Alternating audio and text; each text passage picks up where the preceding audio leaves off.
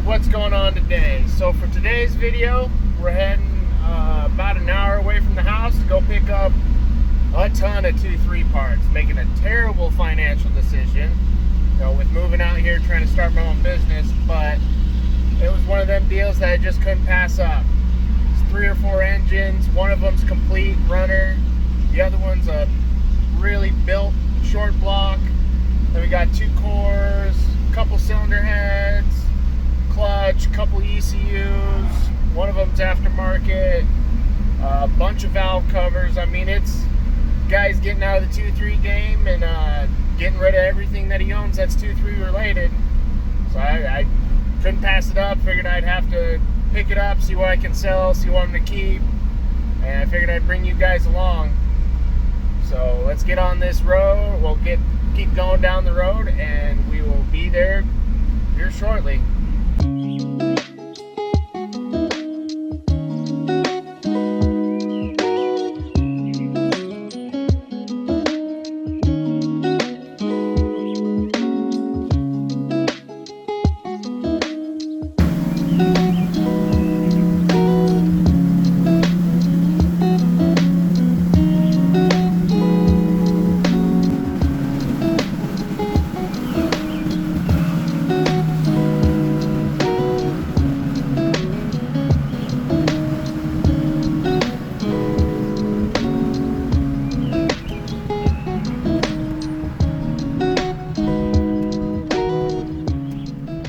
Now to get the old maps out and figure out where the heck I'm going.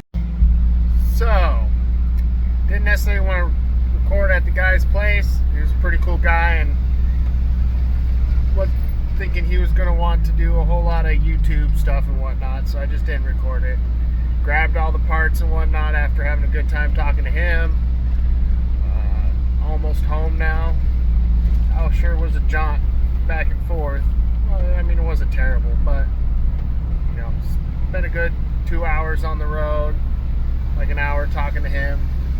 It's warm outside, but we're almost back home, so I can kind of start going through what kind of parts I got and see what I'm gonna get rid of, kind of show off what I've been able to pick up. There's some pretty cool stuff. It's not all of it is like, super awesome, but some of it's usable stuff to people that need, because it's, you know, this old engine they don't make parts for much anymore. So especially like the EGR tubes and stuff like that for people that have emissions and have to stick to emissions, you know, that's handy stuff to have, because it's just thin metal that'll break. So let me finish on getting on home, and then we will go through the parts. It's gonna be fun. So let's go over some of the parts that I got, some of the stuff that I'm going to keep, and see kind of what kind of haul that I got over this weekend. So starting off with the goods, the real good part, the main reason as to why I bought everything you see back, so all this stuff right here, all that stuff you see right there, is this engine. From what I can tell, and from what the guy told me, it's been ran maybe one time. It honestly, to me, doesn't look like it's ever been ran. But it is a 30 over aluminum rod 2-3. So these are diamond pistons, Speed Pro rods, and I've looked up reviews on them, and it kind of goes back and forth. And I feel like these are an older rod setup, and from what I've been able to tell, it seemed like not necessarily people knew how to handle aluminum rods. I could be wrong here.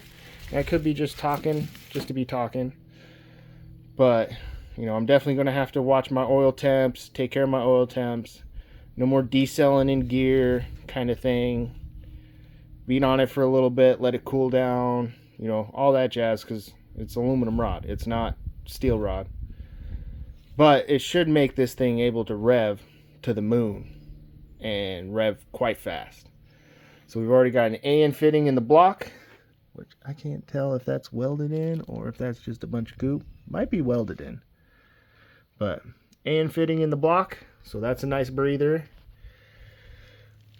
I mean, those Cylinders look brand spanking new bore-wise. Like, doesn't even look like... If they've been ran, it wasn't long. Copper O-ring deck. So, I mean, this thing's set up to handle some boost. That's the hope anyways. So, haven't quite decided if I'm going to take the pins out, measure this rod, so then I have an idea of like the length of the rod. So then after I run it for a season, pull the rods back out, check length again, and make sure that they're not stretching or anything, because I really don't want to hurt this block. Like, somebody took some time, you know, was it a deck plate bore, line honed. It's got main bolts and main straps. I think that's what these big chunks of metal are here. Basically what looks like a brand new M86 oil pump. Rod bolts. I mean, this thing is set up to just spin and make some power. So we've got a spec clutch. I don't know what stage it is. It's a 4-puck, so it's going to be probably horrendous to drive down the road. And then also aluminum flywheel. I think it was a Fidanza. I think that's the brand of this flywheel. I put the wrong bolts in it at one point, so I got a couple bolts that I need to drill out, and then I'm gonna drill and tap these with some new steel threads, inserts. There we go. That's the word I'm looking for. Steel inserts on the corners I need, because I figured aluminum rods, aluminum flywheel, thing's probably not going to want to idle down low anyways with the aluminum rods, because when I had this in my car with just a stock bottom end, it didn't want to idle below 1,000 RPM before it just seemed to hate life. So figured aluminum rod, aluminum flywheel should make things interesting, should make it to where it just wants to spin. There's not a whole lot of weight, and try to keep things happy. Then we also got this pan that somebody made, and it is a, you know, full baffled on all 4 corners. It's got a drain on this side, so that should be pretty. This is the future setup of the car. I mean, I'm trying to see if I can, you know, double that factory horsepower. If not, I know I'm not going to get to triple, but at least double. I want to go E85 on it, so, you know, fuel lines, all that jazz. I'm going to have to do, you know, ported lower intake manifold. Might do a fancy upper intake manifold. Haven't quite figured that one out yet. But do everything to support the power that this thing's trying to make. And why does it sound like somebody's here? Oh, just people turning around in the driveway. This I picked up before heading out of Washington. It is a Esslinger ITB setup for a 2.3. Got 44 millimeter Mikunis on it. I have a old mini stock cylinder head. I'm planning on putting this with a long tube header, and hopefully that'll make a very interesting combination. I'll probably end up doing a, you know, mini stock camshaft and make something that'll spin, you know, 7,500 RPM, because this thing, you know, I want to hear it just sing. That's the whole point of having ITBs, is letting that engine sing. This is an old harness, not a Ron Francis harness, an old harness out of my 93 that I tried swapping, but it just didn't end up working out very well. We've got a good crankshaft here. If I can get it out of the bag. Let's just rip in the bag. But I mean, this thing's in good shape. It doesn't have any wear marks on it that I can tell. So, if anything, I'll keep that, because the crankshafts are hard to come by for these 2.3s, unless you get a whole engine with it. But like, if you go to a machine shop and you have a hurt crankshaft, it's either you got to get it turned or you got to find a new one, because when I had to get my engine rebuilt, that was non-existent. Like, there's no way he was going to find it. And then this is the other part, or piece, main ingredient to the parts that I bought. Because all the little stuff, like, while it's cool, that built Shortblock and this engine were the main parts of it. 140,000 miles, ran and pulled out of a running and driving car. It's got head studs, a ported head, and an Esslinger 450 cam. Also, it's got a adjustable cam gear on it. So, like, it's set up pretty decent. It's still, you know, a stock engine, stock injectors. So I've got a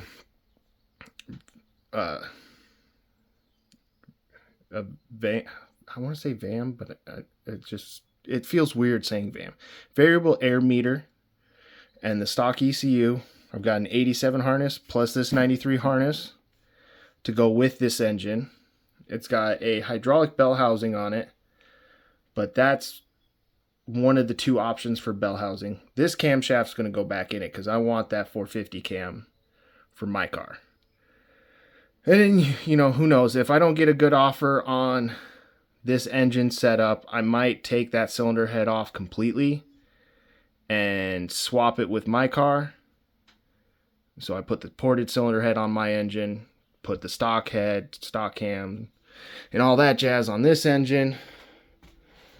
But also my engine has valve springs, so I don't know. I might end up having to do a bunch of work to be able to sell this engine, which I'm not quite looking forward to. But at the very least, this camshaft's coming out and it's going in my engine. We've got a complete spare block and an empty block. So that, I mean, you know, I've got that crank. I could buy pistons and rods and have another built engine, and I might end up doing that. I might keep that for that crankshaft and put, you know, another set of diamond pistons or CP pistons or whatever, and some steel rods in this engine. Probably going to sell this engine. I mean, I don't see why it, you know, he sold it to me as a core. It spins fine. The cylinders look fine. Should be a fine turbo engine. It's got the drains. It's got the D pistons. So that should be fine. In this box here, we've got, ooh, almost fell. A couple exhaust housings. Two of them are for the IHIs that I have in another box. Then here's a couple cold side housings for the T3. I'm probably going to keep this one just because it's got that opening and that opening. And that makes life a lot easier instead of having to use that flange. Because the spare T3 that I have is this style flange for the opening. I do have the little elbow that comes off of it, so it's not that big of a deal, but it would make life easier. Another T3 exhaust housing. But another piece, I guess there was a couple pieces that really made this deal sweet, is this manifold right here. This is an RF. You can kind of see it, RF E6 versus, oh, I might have that one. This one, where it just says E6. So this is what you would get factory for a 2.3 car after 87, I think, or 86 maybe. I know they came in the turbo coupes, the later model turbo coupes. This is an industrial exhaust manifold, so it's a bit thicker, and I'm trying to see where I can figure out the thickness. But the main thing that you can see is like this runner, number 2, kind of curves. Number 2 over here, straight down. Curve, straight down. So these were less prone to cracking and could handle a ton of abuse. But they're pretty much unobtainium. Like, they're a pretty rare manifold. Not a lot of them are out there. I think the last post that I seen a R6 manifold for sale on the Turbo Ford page was like 3 years ago. So, you know, they're not available that often. And we've got a bunch of the turbo coupe valve covers, and I mean a bunch of them. So I know those ones aren't quite everybody's cup of tea. So I'm not really probably going to make much money off of that. bell crank bell housing that looks basically new. So with this engine, you either get this bell housing, which is a hydraulic bell housing, so it'd probably work for like Rangers and stuff, or you get this bell housing, which would work for Mustangs. And anything that's cable, this is a cable, this is a hydro. So those are our options here. And this, I'm pretty sure, yeah, has a 60 T3 on it also. So like it's got, like, this thing probably makes some pretty good steam and whatnot. And it was, you know, it's in, for the most of the parts, in really good shape. Over here, we've got a couple flywheels. There's a flex plate. I don't know if that's for a C4 or what, or if you can use it for a C4. I'll have to ask. A couple pulleys. We've got a couple front crank seals, a couple auxiliary cam seals. I think that's what that's for. A couple block off plates, and the old harness that he chopped. And then in here, we've got the 2 IHIs and 1 T3 that's kind of locked up. But I might use, and I still need to do some research to see if I can use the exhaust housing off of this turbo, plus that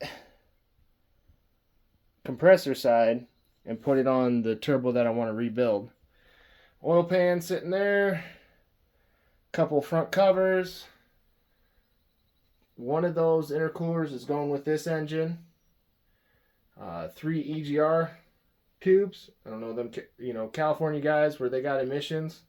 I feel like those things are probably kind of handy to have spares of. And we got 3, and this is another, like, they should make me a little bit of money, especially this one. This one is nice. There's nothing wrong with that one. This one's not bad. This one's not bad. It's just all black, so it's not as pretty. And then this one, I don't know what happened to that one, but that one got painted kind of badly, like you can see in the front. It's peeling and whatnot, but they're all in good shape, whatnot. And the turbo stamp valve covers are definitely more wanted than those valve covers. As you can see, there's only 3 of these and 6 of those. 2 spare distributors, another variable air meter, 2 of the non-intercooled pipes, which I don't know if people actually need or not, but I'll post them anyways, and a T3 drain and an IHI drain. So we shall see what happens and what people want to buy. You know, it's one of those things where I had a bunch of parts, and 1 minute. Mail guy dropping off some mail. So a lot of the parts that are in the back of the truck are going to get sold.